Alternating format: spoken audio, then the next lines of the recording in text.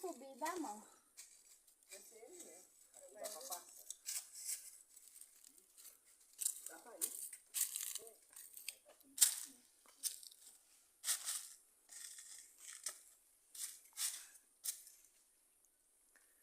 Mamãe, fiz só.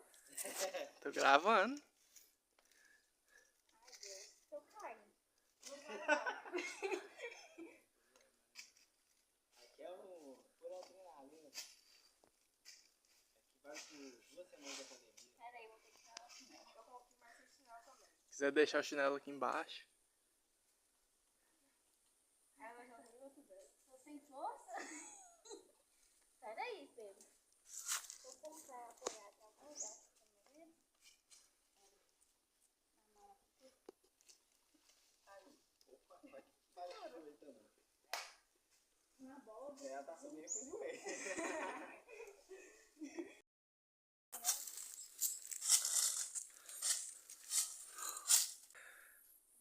Ai, tô sem fôlego. Oa.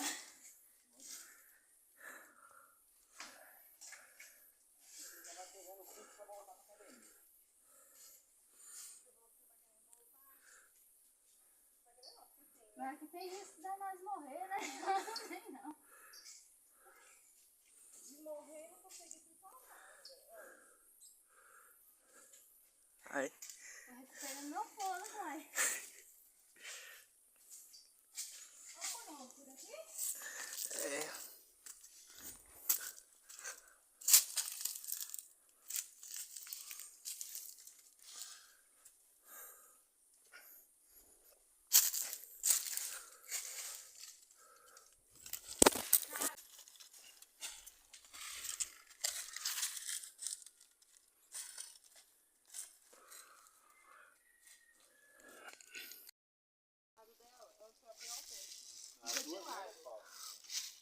As duas vão no pau hoje. Ai, tô com medo, vou conseguir não. Vai, fica aqui assim de lado. Você não pode ficar olhando pra baixo não, filho. Fica Aqui de mesmo. lado. Fica meio. Segurando assim, ó. Você não pisa direto, você pisa de lado. Acho que não vou dar conta não, eu tenho medo.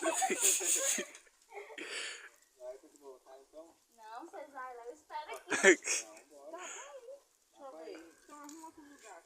Eu só quero que perigo de tirar. O lugar mais fácil é aí mesmo. Eu morro de medo de altura e eu Só não olhar pra baixo.